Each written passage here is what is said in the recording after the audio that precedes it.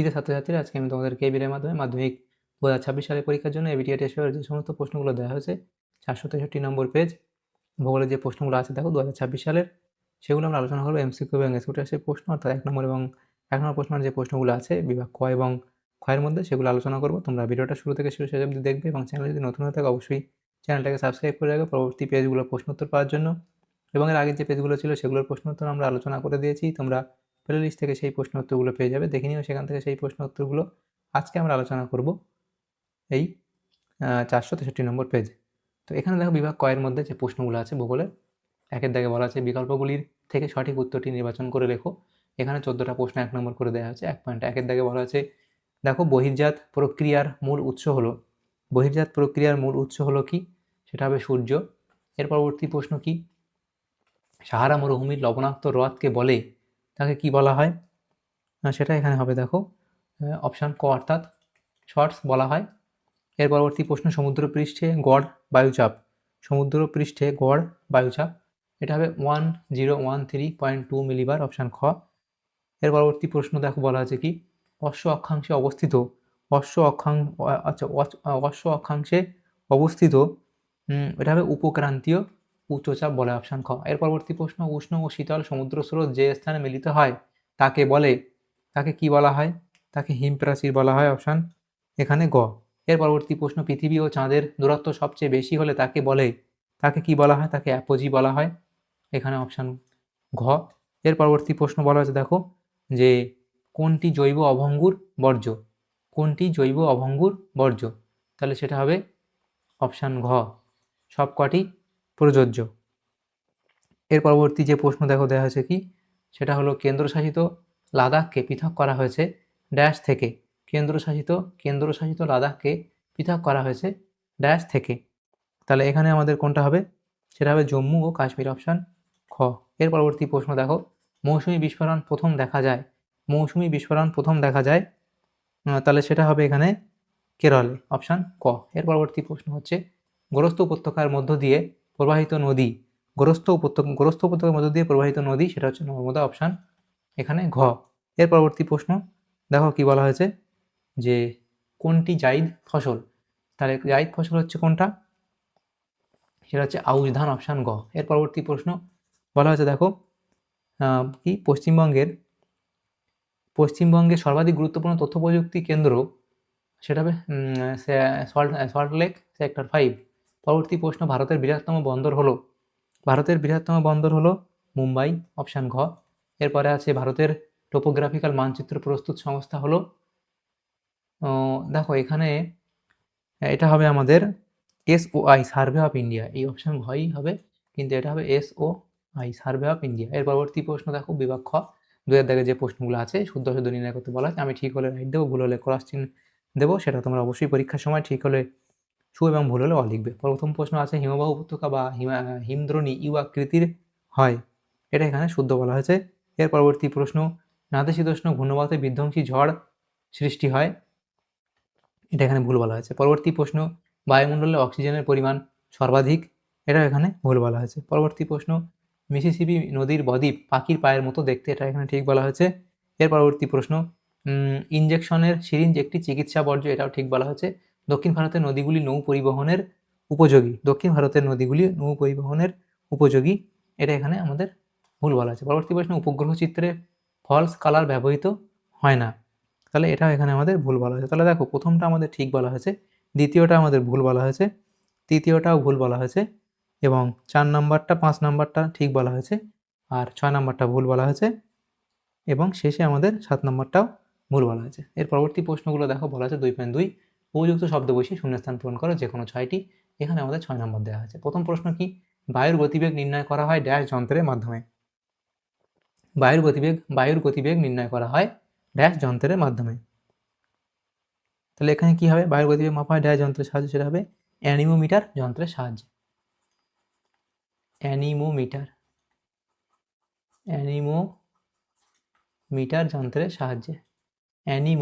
সাহায্যে, পরবর্তী প্রশ্ন হিমবাহের প্রবাহের দিক মসৃণ ও বিপরীত দিক অমসৃণ হলে তাকে ড্যাশ বলে, তাকে কি বলা হয়? তাকে রসে মতানে বলা হয়, তাকে রসে মতানে বলে। পরবর্তী প্রশ্ন, নিরক্ষীয় অঞ্চলে ড্যাশ ধরনের বৃষ্টিপাত দেখা যায়? তাহলে সেটা হবে পরিচলন।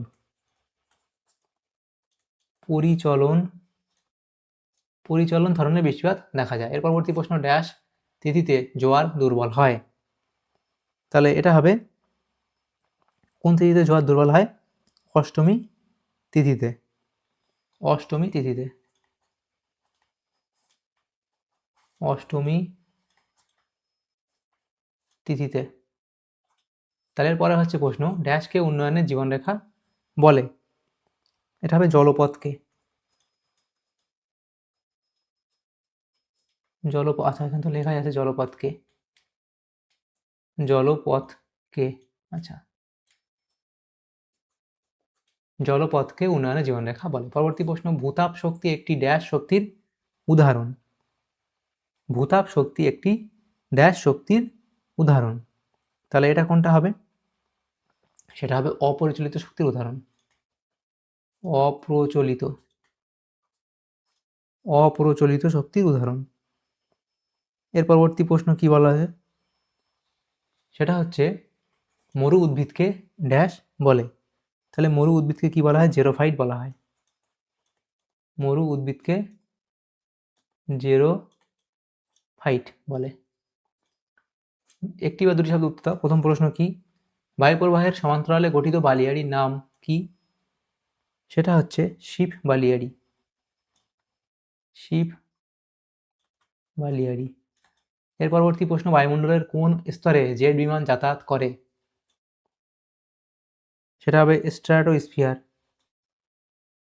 স্ট্র্যাটোস্ফিয়ার।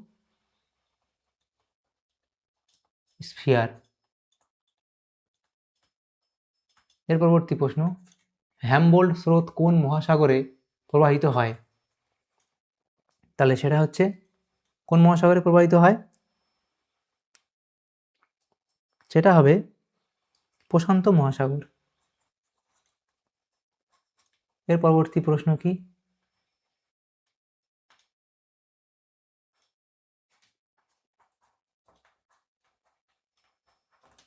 পরবর্তী প্রশ্ন হচ্ছে, কেরালা উপকূলের বালিয়াড়ির নাম কি?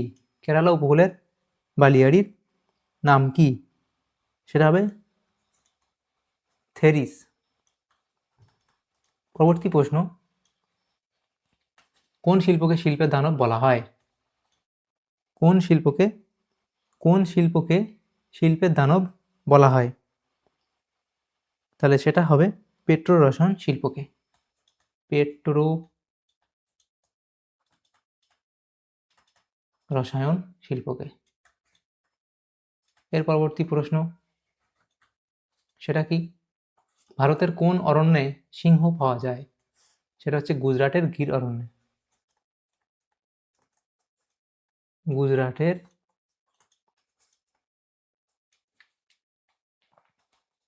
গুজরাটের গির অরণ্যে। এর পরবর্তী প্রশ্ন, কোন মাটির গঠন মৌচাকের মতো? কোন মাটির গঠন মৌচাকের মতো? তাহলে সেটা হবে ল্যাটেরাইট। ল্যাটেরাইট। ল্যাটেরাইট। ল্যাটেরাইট মাটির গঠন মৌচাকের মতো। পরবর্তী প্রশ্ন, ভারতের ইসরোর সদর দপ্তর কোথায় অবস্থিত? সেটা হবে বেঙ্গালুরু। পরবর্তী প্রশ্ন, বাম দিকের সঙ্গে ডান দিক মেলাও। প্রথম যেটা দেওয়া আছে দেখো, বাম দিক এবং ডান দিক। এখানে কি বলা হয়েছে দেখো, বাম দিক ডান দিক। ডেকান ট্র্যাপ, সেটা হবে লাভা মালভূমি। হাইটেক সিটি, হাইটেক সিটি হচ্ছে এখানে আমাদের হায়দ্রাবাদ, অপশান ক। এর পরবর্তী প্রশ্ন, চিপকো আন্দোলন, সুন্দরলাল বহুগুণা এবং সিলিকন ভ্যালি হচ্ছে বেঙ্গালুরু। এভাবে বাম দিক ডান দিক মেলাবে। তাহলে আমাদের এখানে থেকে বিভাগ ক এবং খয়ের যে প্রশ্নগুলো ছিল সেগুলো আমরা আলোচনা করলাম। 463 নম্বর পেজে ভূগোলের 1 নম্বর প্রশ্নমানের যে প্রশ্নগুলো ছিল সেগুলো আলোচনা করলাম আজকে এই ভিডিওর মাধ্যমে। তোমাদের যদি সামান্যতম উপকার এসে থাকে ভিডিওটা অবশ্যই লাইক করবে এবং বেশি বেশি করে বন্ধুদের সাথে শেয়ার করবে। আর পরবর্তী যে পেজগুলো আছে সেগুলোর প্রশ্ন উত্তর পাওয়ার জন্য অবশ্যই তোমরা আমাদের চ্যানেলটাকে সাবস্ক্রাইব করে রাখবে। Thank you, thanks for watching.